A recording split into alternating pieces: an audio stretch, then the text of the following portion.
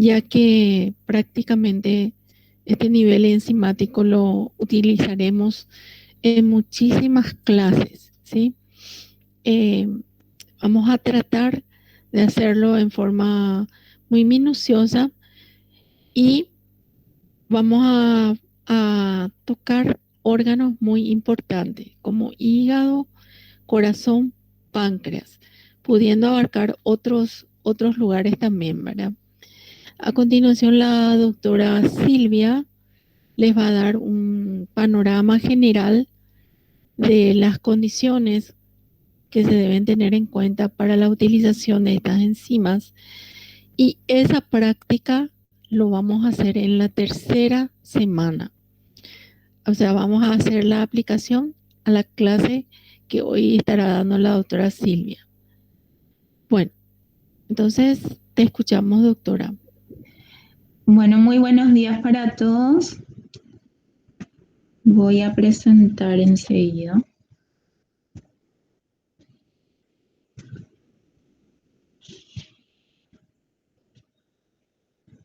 Bueno, ahí se ve mi pantalla.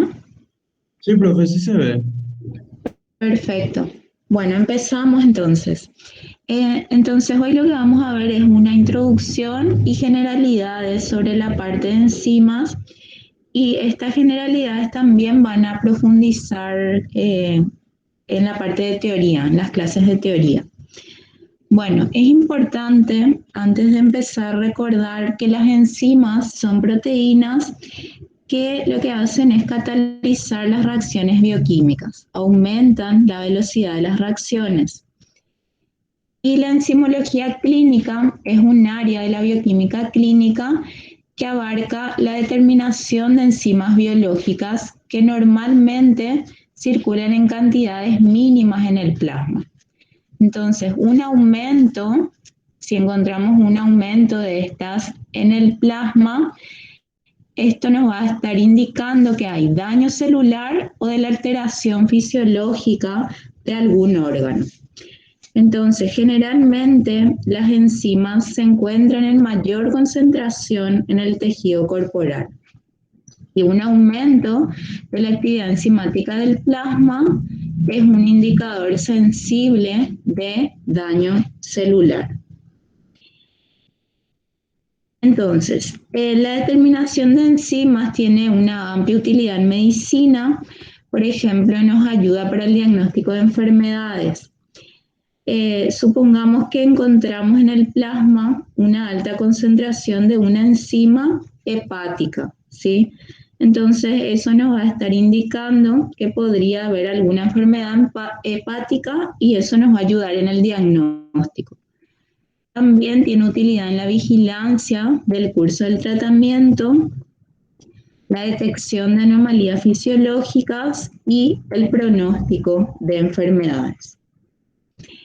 Entonces, las enzimas catalizan reacciones donde se transforman los sustratos en productos, ¿sí?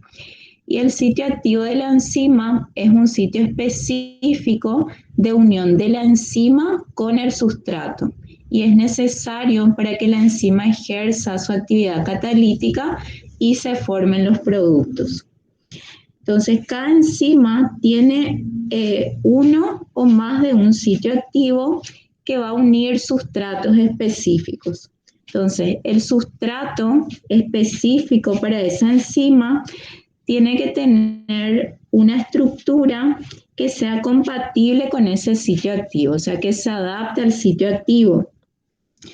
Entonces, las enzimas tienen especificidad solo para ciertos tipos de sustratos, y es por eso que van a catalizar solo ciertos tipos de reacciones. Entonces, una vez que se une el sustrato al sitio activo, se va a formar lo que se conoce como complejo enzima-sustrato. Bueno, y acá tenemos el esquema de una reacción enzimática. Entonces, la enzima va a unir el sustrato, los sustratos, luego se va a formar este complejo enzima-sustrato, y al final de la reacción se va a liberar la enzima y los productos. Entonces, una característica que tienen las enzimas es que durante la reacción catalítica, esta enzima permanece sin cambios, es decir, no se altera. Y una vez que culmina la reacción, queda libre para catalizar otras reacciones. Y esta es la reacción general.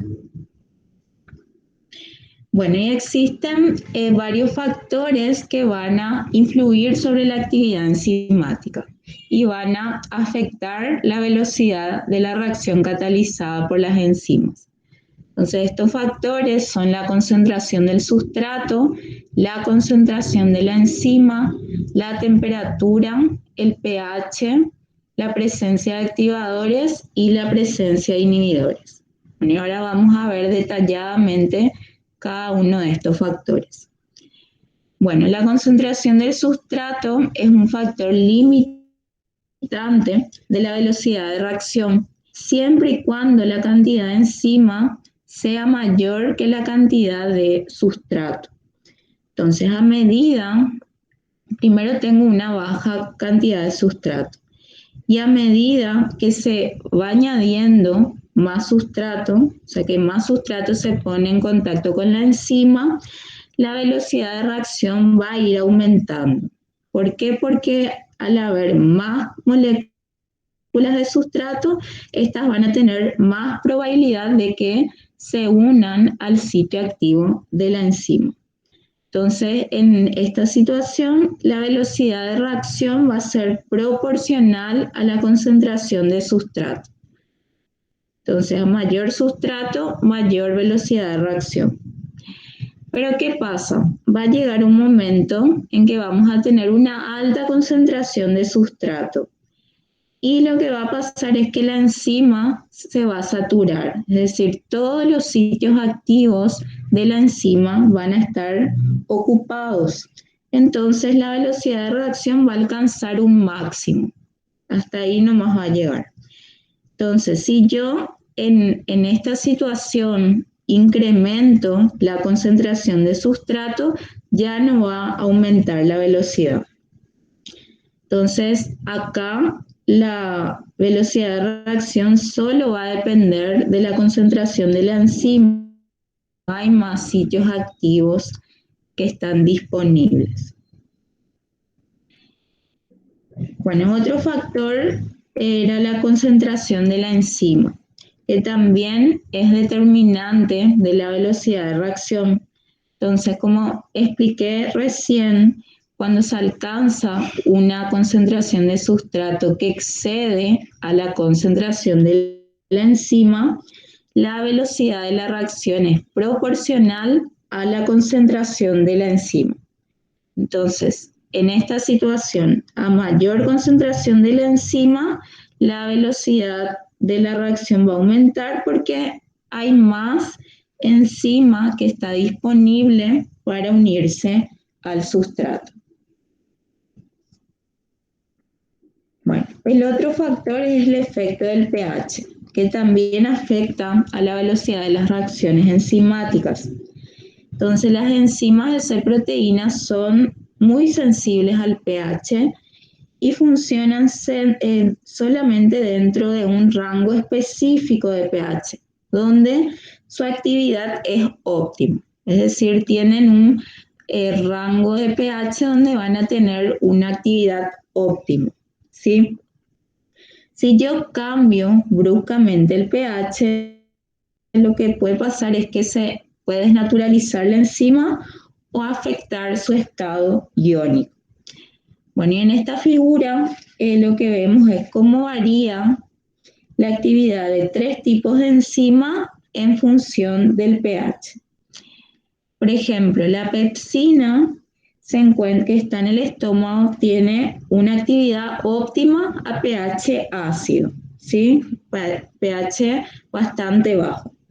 Ahora, la tripsina, que está en el intestino, tiene una actividad óptima a un pH cercano al neutro, y la fosfatasa alcalina, que está en varios tejidos, tiene una actividad óptima a un pH más básico, ¿sí? Bueno, y después está el efecto de la temperatura. Entonces, ¿qué pasa? A bajas temperaturas, las enzimas se vuelven reversiblemente inactivas. Entonces, por ejemplo, nosotros podemos congelar una muestra de suero y medir posteriormente la actividad de ciertas enzimas sin que se produzca una pérdida de su actividad. ¿Por qué? Porque en este caso a bajas temperaturas se vuelven inactivas, pero de forma reversible. A la temperatura óptima, que es que tienen en el medio fisiológico, tienen un máximo de actividad, y a altas temperaturas las enzimas se desnaturalizan y pierden su actividad catalítica. Entre 40, a partir de 40 y 50 grados centígrados ya vamos a tener un nivel significativo de desnaturalización. Y a mayor temperatura va a haber mayor desnaturalización. Bueno, y es por eso que cuando trabajamos en la determinación de enzimas en el laboratorio, tenemos que controlar muy bien las condiciones con las que trabajamos, tanto, sobre todo cuidar el pH y la temperatura, ya que las enzimas son muy sensibles a estas variables. Después tenemos los activadores o cofactores. Entonces, los activadores o cofactores son elementos no proteicos que pueden unirse con enzimas específicas, incrementando la velocidad de la reacción. Y estos pueden ser inorgánicos, como algunos iones metálicos con carga positiva, como el calcio, hierro, magnesio y los que ven acá, y algunos iones no metálicos, como por ejemplo el bromuro y el cloruro.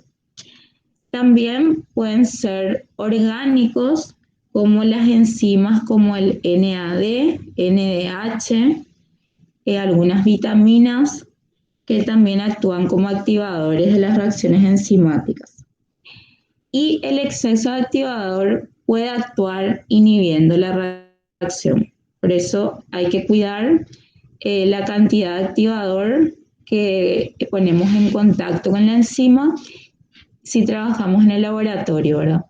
Y siempre tiene que estar en cantidad adecuada para que la velocidad no dependa de la cantidad de cofactor, es decir, para que no esté limitando la velocidad de la reacción. Bueno, y una enzima conjugada es la enzima que está unida al cofactor. En este caso es un ion metálico, el cobalto, y acá tenemos como activador una coenzima. Entonces la enzima libre sin el cofactor se llama apoenzima, y cuando está unida al cofactor se llama holoenzima. Bueno, y acá en la figura podemos ver el efecto de los activadores sobre la cantidad de producto formado en una reacción catalizada por una enzima. Entonces, la presencia de un cofactor activador junto con la enzima va a incrementar la cantidad de producto formado con el tiempo. Bueno, y los activadores tienen distintos mecanismos de acción. Entonces pueden servir para enlazar el sustrato a la enzima. Por ejemplo, si tenemos un cofactor que es un ion metálico, como por ejemplo con carga positiva, puede actuar atrayendo los grupos con carga negativa del sustrato, ¿sí? Después también pueden favorecer procesos de oxidación-reducción. Por ejemplo, los cofactores orgánicos pueden actuar como aceptores o donadores de electrones y pueden alterar la configuración espacial de la enzima para la unión con el sustrato. Bueno, y por último tenemos a los inhibidores. Entonces, a diferencia de los activadores, los inhibidores son sustancias que van a interferir con la reacción, o sea, inhiben la acción enzimática. y pueden ser de 3 tipos: competitivos, no competitivos o acompetitivos. Entonces, los inhibidores competitivos se unen al sitio activo de la enzima y compiten por el sustrato, por el sitio activo. ¿Por qué se unen? Porque tienen una estructura similar al sustrato. Entonces, la enzima no puede diferenciar el sustrato del inhibidor. Y esta interferencia se puede solucionar aumentando considerablemente la concentración de sustrato. Entonces, esto significa que este tipo de inhibición es reversible. Entonces, si yo tengo más cantidad de sustrato que de inhibidor, este sustrato va a tener más probabilidades de unirse al sitio activo. Bueno, y en la figura se observa que en ausencia, este sería el sustrato, en ausencia del inhibidor, la enzima se va a unir al sustrato en el sitio activo y se va a liberar el producto. Ahora, en presencia de un inhibidor, ¿qué va a pasar? El inhibidor va a ocupar el sitio activo y va a impedir la unión del sustrato. Tanto sustrato como inhibidor van a competir por ese sitio activo. Después tenemos los inhibidores no competitivos. Entonces, el inhibidor no competitivo se va a unir con la enzima en un lugar diferente al sitio activo y va a impedir una buena formación del producto y por lo tanto va a afectar la cinética de la reacción. Y esta inhibición puede ser reversible o en algunos casos irreversible, de acuerdo a qué tipo de unión tenga el inhibidor con la enzima, dependiendo de si la unión es lábil o si se forma, por ejemplo, un enlace covalente. Y este tipo de inhibición no se soluciona si se aumenta la concentración de sustrato. ¿Por qué? Porque cuando en presencia de un inhibidor, lo que pasa es que este se une independientemente de la presencia del sustrato.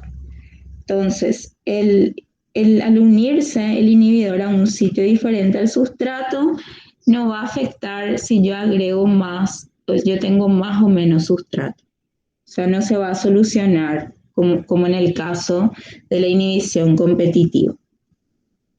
Bueno, y acá vemos en la figura que en ausencia del inhibidor, la enzima se va a unir al sustrato en el sitio activo y se va a formar normalmente el producto. Ahora, cuando hay un inhibidor, este se va a unir en un sitio diferente al sitio activo y además se va a producir un cambio conformacional de la enzima. Es decir, se va a alterar el sitio activo y ya no se va a poder unir el sustrato. Entonces, en este caso, la enzima va a estar inactivada. Bueno, y por último tenemos los inhibidores acompetitivos. Entonces, esta es otra clase de inhibición en el que el inhibidor se une no libremente al sitio activo, sino que se une al complejo enzima-sustrato. Y lo que hace es incrementar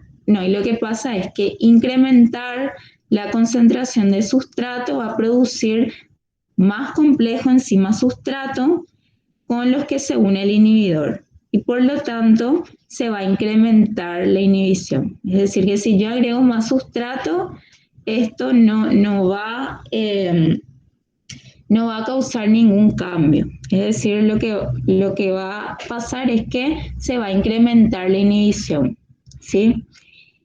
Y el complejo enzima sustrato inhibidor no da ningún tipo de producto. Bueno, ¿y qué se determina entonces con los análisis enzimáticos? Yo puedo determinar analitos no enzimáticos en sangre, como por ejemplo glucosa, colesterol, ácido úrico, urea, entre otros. Entonces, utilizando las reacciones catalizadas por enzimas. Y también puedo determinar la presencia de enzimas en sangre, como por ejemplo GOT, GPT, creatinquinasa, que vamos a ir estudiando más adelante.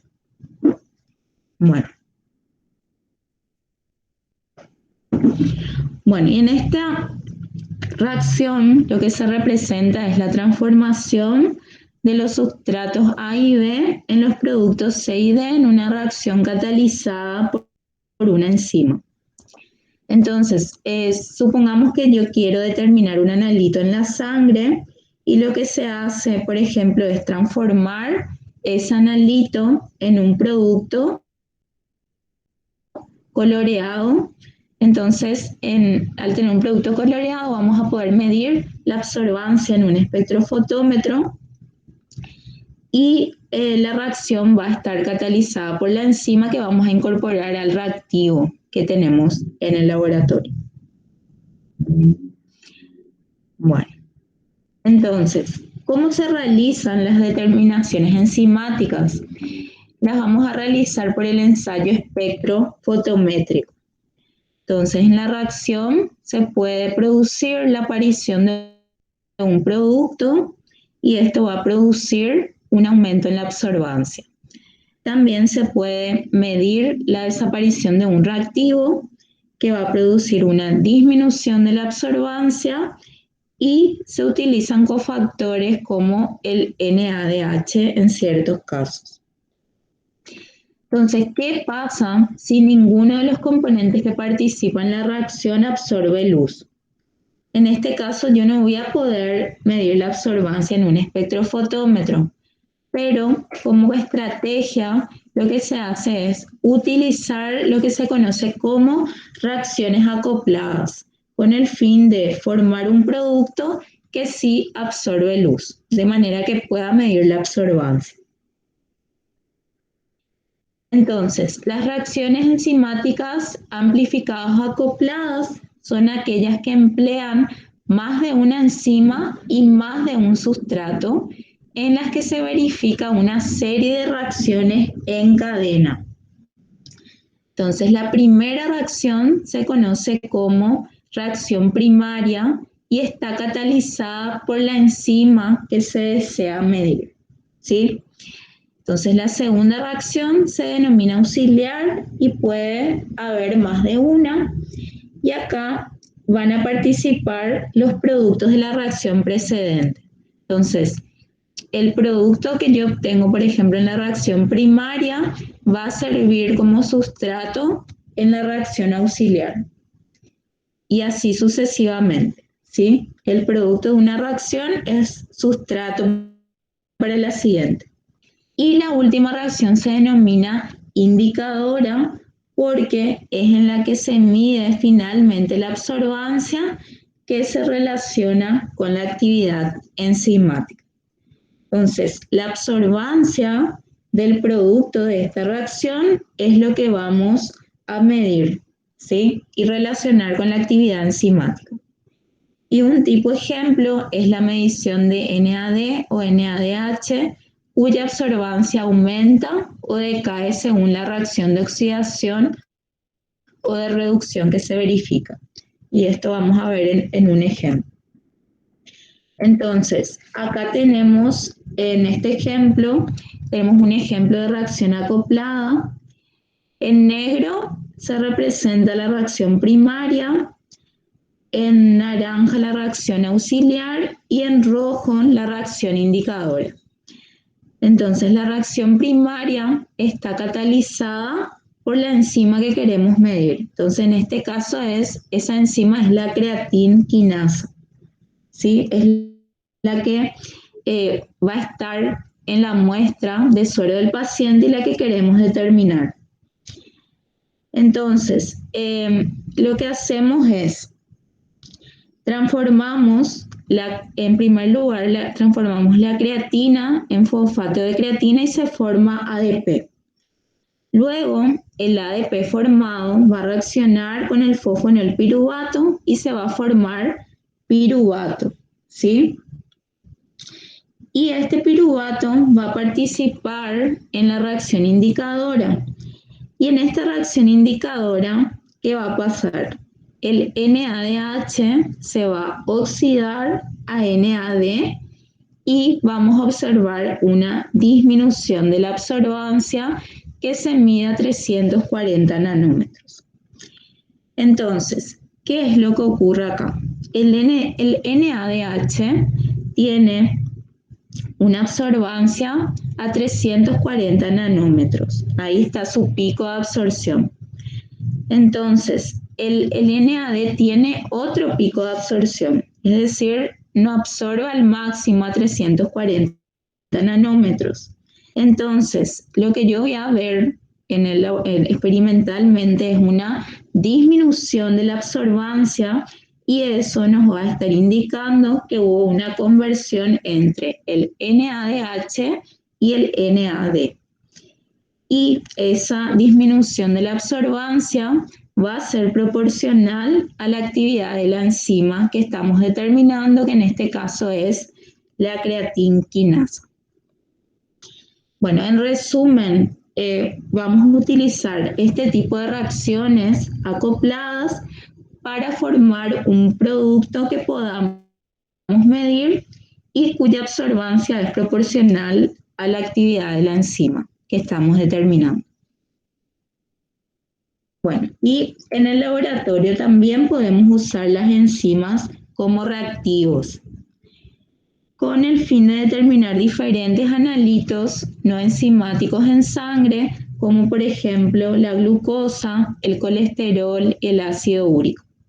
Y el mejor método es el enzimático, ¿sí? Porque las enzimas catalizan solo determinados tipos de reacciones y se unen solo a determinados tipos de sustratos.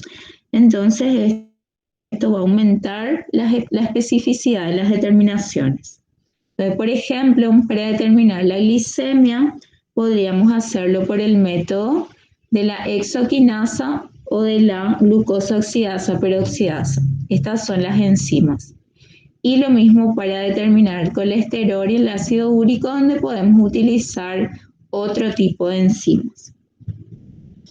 Bueno, y la condición principal para estos métodos es que la enzima se encuentre en el reactivo en una cantidad suficiente para que no se agote durante la reacción normal o hasta la linealidad señalada. Bueno, acá en esta figura se observan algunas enzimas como reactivos, por ejemplo, los reactivos enzimáticos para poder medir la glicemia de un paciente. Bueno, en este ejemplo vamos a ver la determinación de glucosa en suero por el método de la glucosa oxidasa peroxidasa. La primera reacción está catalizada por la glucosa oxidasa y la glucosa reacciona con el agua y el oxígeno para formar ácido glucónico y agua oxigenada. Posteriormente, el agua oxigenada reacciona con estos sustratos para formar una quinonimina coloreada, ¿sí? Y esta reacción está catalizada por la peroxidasa. Entonces, lo que vamos a hacer es medir la absorbancia de este producto y la intensidad del color va a ser proporcional a la concentración de glucosa en la muestra de suero del paciente. Entonces, la glucosa vamos a encontrar en el suero del paciente y las enzimas como las demás sustancias necesarias para que se lleve a cabo la reacción van a estar en el reactivo. Bueno, y para ir finalizando, vamos a ver lo que son las isoenzimas. Entonces, las isoenzimas son variantes de una enzima que tienen características catalíticas similares entre sí. Son distintas formas de una misma enzima y tienen como propiedad que derivan de tejidos diferentes y están producidas por un mismo gen o por más de un gen. Y tienen ciertas ventajas la utilización de las isoenzimas. Por un lado, aumentan la sensibilidad y especificidad diagnóstica de los análisis enzimáticos. y al detectar su elevación se puede relacionar mejor con el órgano tejido afectado, lo cual no es posible si se mide la actividad total de la enzima. Entonces, si nosotros tenemos una enzima que, por ejemplo, tiene 2 o 3 isoenzimas, cada una de esas isoenzimas van a ser más específicas de un órgano distinto. Entonces, si yo mido la actividad total de la enzima y me da una concentración alta, esa concentración alta a mí no me va a orientar muy bien para saber de qué tejido, de qué órgano proviene el daño. Entonces, si yo mido cada una de esas isoenzimas por separado, sí voy a tener un mejor panorama de cuál es el órgano que está más afectado. Por lo tanto, esto me va a dar más especificidad. Y existen diversos métodos de separación de las isoenzimas. La más empleada es la electroforesis. Después está la inactivación frente al calor, la cromatografía de intercambio iónico y la inmunoprecipitación. Bueno, y en este ejemplo tenemos las isoenzimas de la LDH o deshidrogenasa láctica. Esta LDH es un tetrámero que está formado por 4 cadenas polipeptídicas y cada subunidad puede ser de 2 tipos. La H de tipo cardíaco y la M de tipo muscular. Y las combinaciones entre ellas van a producir las siguientes isoenzimas. Por ejemplo, la 1 presenta todas sus subunidades de tipo H. La 2 tiene 3 H y una M. Y así se van combinando. Entonces la LDH tiene 5 isoenzimas que predominan cada una de ellas en diferentes órganos y células. Después tenemos las isoenzimas de la fosfatasa alcalina. La del hígado es la 1, la del hueso es la 2, la del intestino es la 3. Y tenemos la fosfatasa alcalina placentaria que se ubica en la electroforesis entre la ósea y la hepática, es intermedia. Y la placentaria que aparece en el embarazo entre la semana 16 y 20. Y por último tenemos las isoenzimas de la creatinquinasa que tiene diferentes fuentes y se encuentra en mayor abundancia en el músculo esquelético y cardíaco. Entonces, la estructura de la creatinquinasa es que existe como un dímero que tiene 2 subunidades, la M del músculo y la B del cerebro. Entonces, se van a combinar estas subunidades formando 3 isoenzimas que son estas, la BB, la que están principalmente en el cerebro, la CKMB, que es del músculo cardíaco, y la CKMM, que está en el músculo esquelético. Y en el suero, la más abundante es la CKMM, y la CKMM está en un porcentaje inferior al 6%, y la CKBB en un 0% o trazas solamente. Bueno, y con esto culminamos esta primera parte de introducción. No sé si tienen alguna consulta o si no pasamos con